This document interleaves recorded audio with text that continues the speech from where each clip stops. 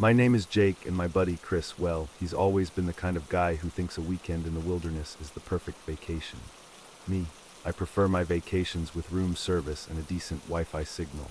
But Chris, he's got this whole commune with nature thing going on, and somehow I always end up getting dragged along. This time it was Redwood National Park. Majestic trees, he said, serene trails, he promised. What he conveniently forgot to mention was the part where we'd be miles from civilization, with nothing but bears, bugs, and, well, I didn't know what else, lurking in the shadows. Dude, breathe it in, Chris exclaimed, practically inhaling half the forest as we stepped out of my Jeep. He was already decked out in full hiking gear, looking like he'd just walked out of a catalog. I, on the other hand, was still adjusting to the lack of city noise and the overwhelming smell of pine. Yeah, real fresh, I said, trying to sound enthusiastic. The air was crisp, I'll give him that, and the redwoods, they were undeniably impressive, towering giants that seemed to touch the sky. But impressive doesn't always equal enjoyable, especially when you're picturing something with too many teeth and not enough manners popping out from behind one of those giants. See, told ya, Chris grinned, slinging his ridiculously oversized backpack over his shoulders. This is gonna be epic, Jake. We're talking real wilderness, man. No phone service, no crowds, just us and nature. Right, I mumbled, grabbing my own, slightly less ridiculous pack from the back. Just us and nature. Sounds cozy. I didn't add the potentially terrifying part, but I figured it was implied. We started down the trail, sunlight dappling through the dense canopy overhead. The path was quiet, almost eerily so. Usually, even in a national park, you'd hear other hikers, maybe some kids laughing, or the distant murmur of conversation. But here, just the crunch of our boots on the dirt path and the rustle of leaves in the wind. After about an hour of hiking, the serene trails Chris had promised started to feel less serene and more isolating. The trees grew taller, the shadows deeper, and the silence, if possible, became even heavier. I kept glancing over my shoulder, half expecting a bear to lumber out of the undergrowth, or maybe a mountain lion to come slinking down from a branch. "You okay, man?" Chris asked, noticing my constant fidgeting. "You look like you've seen a ghost." "Just enjoying the nature," I said quickly, trying to sound casual. "You know, really soaking it all in." He chuckled. "Relax, Jake, it's beautiful out here, nothing to be scared of." Famous last words, I thought grimly, but I just forced a smile and kept walking, trying to ignore the prickling sensation on the back of my neck that told me we weren't as alone as Chris seemed to think. We hiked for a few more hours, deeper and deeper into the woods. The sun began to dip lower in the sky, casting long, distorted shadows that danced and swayed around us. The air grew colder, and a dampness settled in, clinging to my clothes and skin. "Maybe we should start looking for a place to set up camp," I suggested, my voice sounding a little too eager, even to my own ears. Chris checked his watch. "Yeah, good call, sun's going down. Let's find a decent spot before it gets too dark." We veered off the main trail, searching for a clearing. After another 20 minutes, we stumbled upon a small, relatively flat area near a creek. It wasn't perfect, but it would do. "This is it," Chris declared, dropping his pack with a thud. "Home, sweet wilderness." I just nodded, already feeling the unease settling deeper in my gut. As Chris started unpacking the tent, I wandered to the edge of the clearing, peering into the deepening shadows of the forest. The trees seemed to watch me, their branches like skeletal arms reaching out. The silence was no longer peaceful, it felt expectant. A twig snapped behind me and I jumped, spinning around. It was just Chris, holding out a tent pole. "Easy there, Jumpy," he said, a slight smirk playing on his lips. "Didn't mean to scare you." Yeah, hilarious," I muttered, taking the pole, but inside I wasn't laughing. Something felt wrong, terribly wrong. And as the last rays of sunlight faded below the horizon, painting the sky in shades of blood orange and bruised purple, I had a feeling this epic weekend in the wilderness was about to become something else entirely. Something far from serene, something hunted. Setting up the tent was a race against the dying light. Chris, ever the outdoorsman, was a pro, while I mostly just held things and tried not to get in his way. As the last sliver of sun vanished, plunging us into near-total darkness, we finally had a flimsy nylon barrier between us and whatever was lurking in the woods. "Home sweet home," Chris said, zipping the tent flap closed with a flourish. He sounded annoyingly cheerful, considering the oppressive atmosphere that had descended with the night. Inside the tent, it was cramped but marginally less creepy than outside. We fumbled with our headlamps, casting jittery beams of light around the small space. The forest sounds, which had been a low hum during the day, now seemed amplified, each rustle and snap echoing unnervingly in the darkness. "Food?" Chris asked, rummaging in his pack.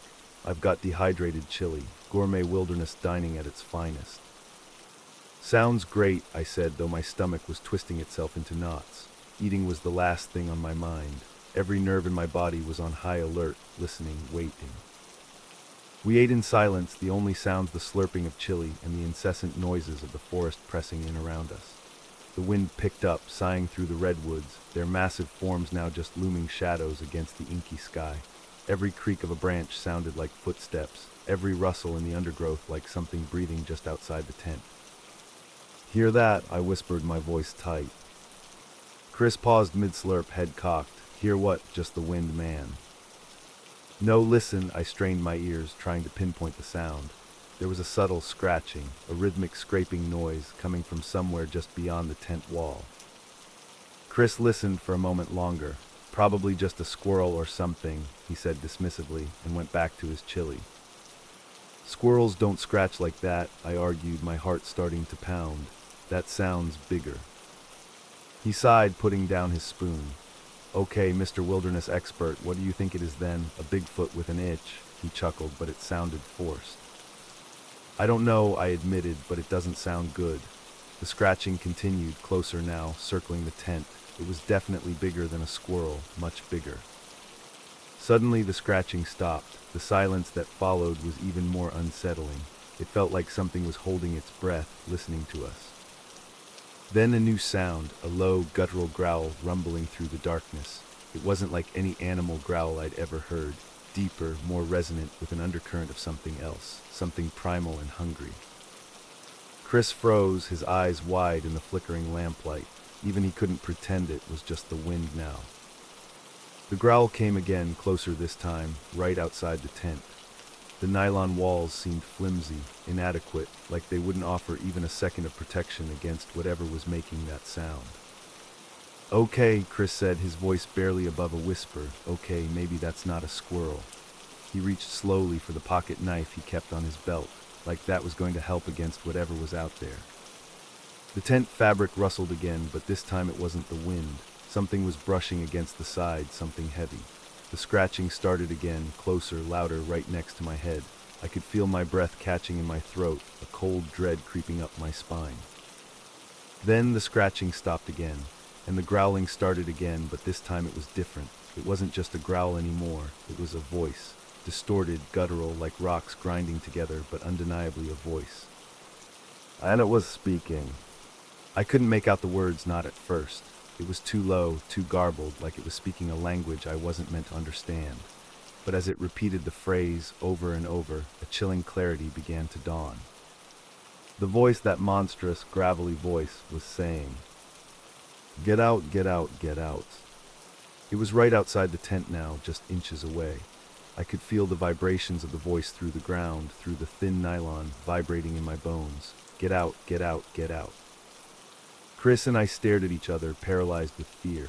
His face was pale, his eyes wide and terrified. Mine, I'm sure, was no better. We were trapped, huddled together in our flimsy tent, while something monstrous circled us in the darkness, its voice a chilling promise of what was to come. "Get out, get out, get out." The voice was relentless, pressing in on us, suffocating us with dread. And then, just as suddenly as it started, it stopped. Silence descended again, heavier than before. But this time, it wasn't the expectant silence of something listening. It was the silence of something waiting. Waiting for us to get out.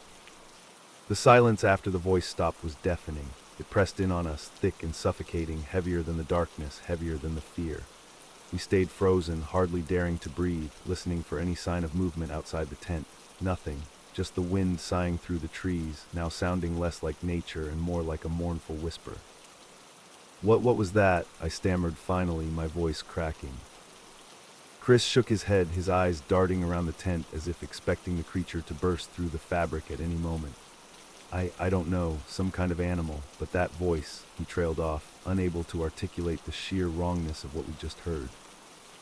Animal doesn't talk, Chris, I said, stating the obvious, but needing to hear the words out loud to make them feel even slightly real. That thing spoke. He swallowed hard, his Adam's apple bobbing. Yeah, it did. He was pale as a ghost, sweat beading on his forehead even in the cold night air. We sat there for what felt like an eternity, huddled together in the cramped tent, listening to the silence, waiting for something to happen. Every rustle of leaves, every snap of a twig sent a jolt of adrenaline through me. My heart hammered against my ribs, a frantic drumbeat in the oppressive quiet. Maybe it's gone, Chris whispered hopefully after a while. Maybe it was just trying to scare us off. I wanted to believe him desperately, but a cold knot of dread in my stomach told me otherwise. I don't think so, I said, my voice barely audible. It felt like a warning, like it wanted us to leave. So should we, Chris asked, his eyes pleading. Should we just pack up and get out of here, now? The thought was tempting, incredibly so, to just tear down the tent, grab our packs, and run blindly through the woods, away from that voice, away from whatever was out there. But something held me back, a sliver of rationality maybe, or just plain stubbornness. We can't, I said, my voice firmer now, surprising even myself. It's too dark, we'd be lost in minutes, and if that thing is still out there, I didn't need to finish the sentence. We both knew what "if it's still out there" meant. Chris nodded slowly, reluctantly. Yeah, you're right, damn it. He ran a hand through his hair, his usual bravado completely gone, replaced by raw fear. We need to stay put, I continued, trying to sound more confident than I felt. Stay quiet, maybe it'll lose interest and go away. It was a flimsy plan, I knew, but it was all we had. We turned off our headlamps, plunging the tent into absolute darkness. It felt marginally safer that way, hidden in the blackness, though I knew it was just an illusion. Whatever was out there could probably see us just fine. We sat in silence again, straining our ears, our senses stretched to the breaking point. The forest sounds seemed to press in closer, mocking our attempts at concealment. The wind whispered through the trees, carrying with it a faint, unfamiliar scent, something musky, earthy, with a hint of decay. It was subtle, almost imperceptible, but it was there, lingering in the air, adding another layer of unease to the already suffocating atmosphere. Time stretched, each second feeling like an hour. My muscles ached from tension, my eyes burned from staring into the darkness. Chris shifted beside me, a restless energy radiating off him despite his fear. Then, just when I thought I couldn't take the silence anymore, it happened. A sound so faint at first I almost dismissed it as my imagination. A soft padding like bare feet on soft earth, coming closer. I nudged Chris, pointing towards the sound. He heard it too. His eyes widened again, reflecting the faint starlight filtering through the tent fabric. The padding grew louder, closer, circling the tent again. This time it wasn't just scratching. This time it was sniffing. Wet, snuffling sounds right outside the tent wall, like a dog trying to get at something inside. But this was no dog, this was something else, something that spoke, something that hunted in the darkness. The sniffing intensified, moving around the tent, closer and closer. It paused right outside the entrance, just inches from the zipper. I could practically feel its breath on the other side of the nylon. Then a new sound, a wet, slobbering sound, followed by a low growl that vibrated through the ground. And then the unmistakable sound of teeth snapping, inches from my face. It was trying to get in. It was right there, outside the tent, and it was trying to tear its way inside. Panic surged through me, a cold, paralyzing wave. I wanted to scream, to run, to do something, but I was frozen, trapped by fear, trapped in the darkness, trapped in this flimsy tent with something monstrous trying to get in.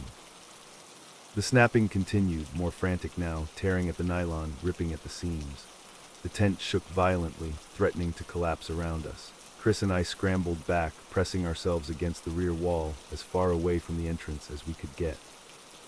The fabric ripped, a long, jagged tear appeared in the tent wall, right by the zipper. Cold night air rushed in, carrying with it that musky, decaying scent, now much stronger, much more nauseating. And then through the tear I saw it. Just a glimpse at first in the darkness. Something dark, massive, blocking out the faint starlight, something hairy. And then 2 points of light, burning yellow in the darkness, fixing on us like headlights in the night. Eyes, it was looking at us, staring right into the tent, right at us with those burning yellow eyes. And then, slowly, deliberately, it started to push its way inside. Those yellow eyes in the darkness, I'll never forget them. Burning, predatory, utterly devoid of humanity. They were fixed on us, and in them I saw nothing but hunger.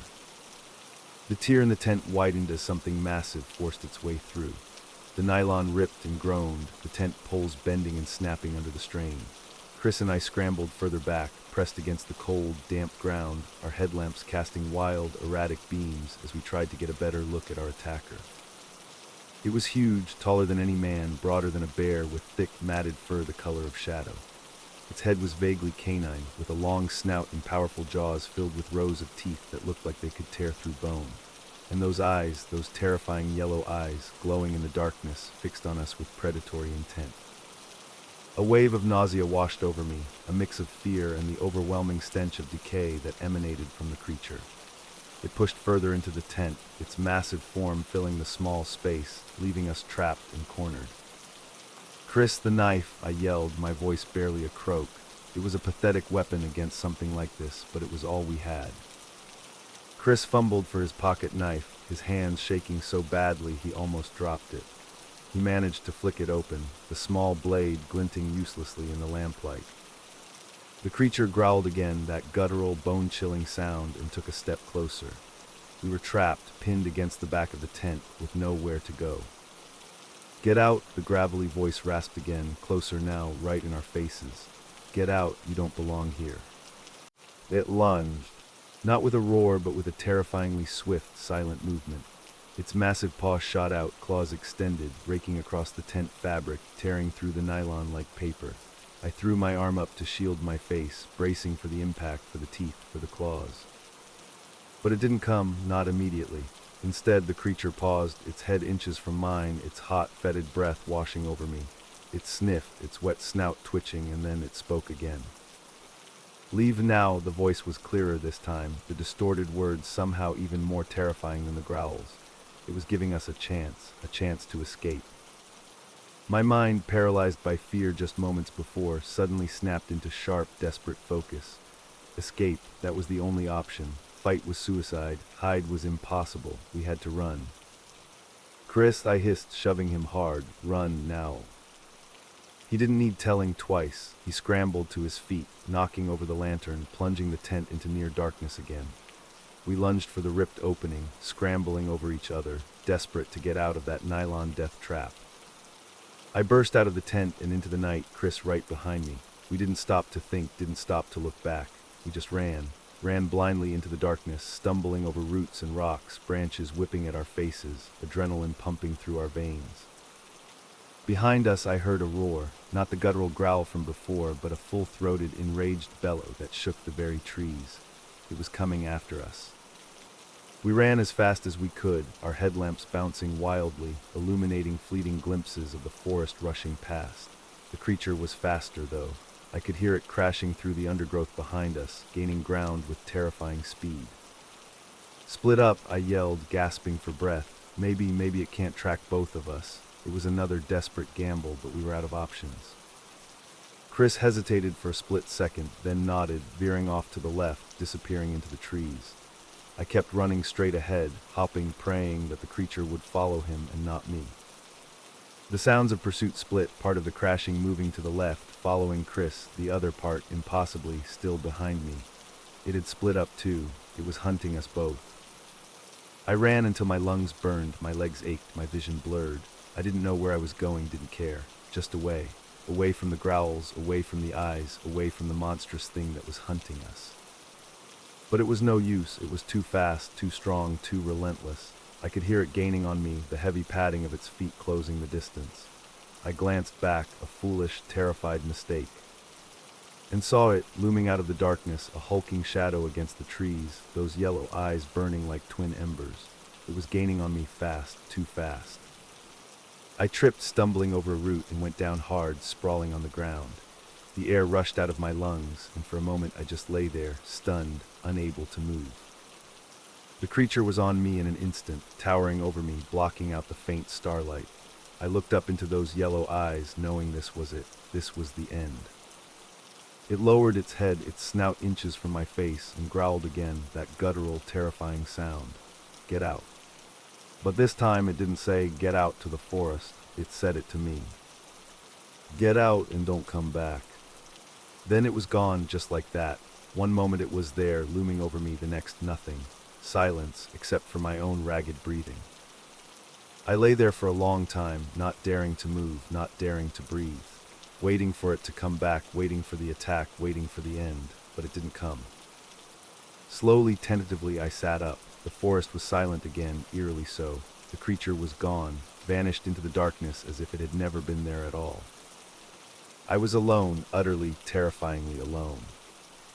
I don't know how long I sat there, huddled on the forest floor, shaking, weeping, trying to understand what had just happened. Eventually, the first faint hint of dawn began to paint the eastern sky a pale gray, and with the returning light, a sliver of hope, or maybe just desperation, flickered within me.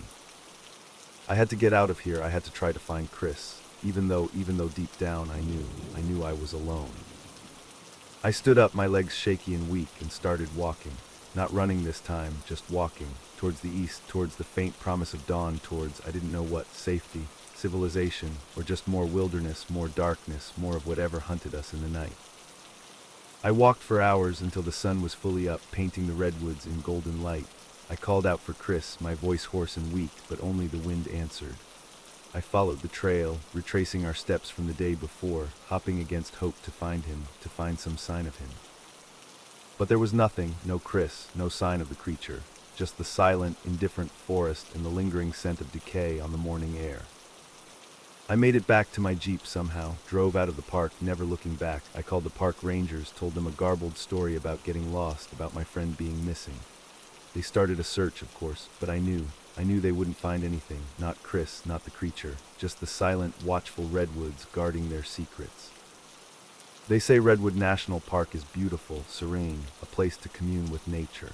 Maybe it is, but I know something else lurks there in the shadows beneath the towering trees. Something ancient, something hungry, something that speaks in a voice of stone and shadow, warning you to get out and don't come back. And I won't, never again. I'll stick to beaches and Wi-Fi from now on.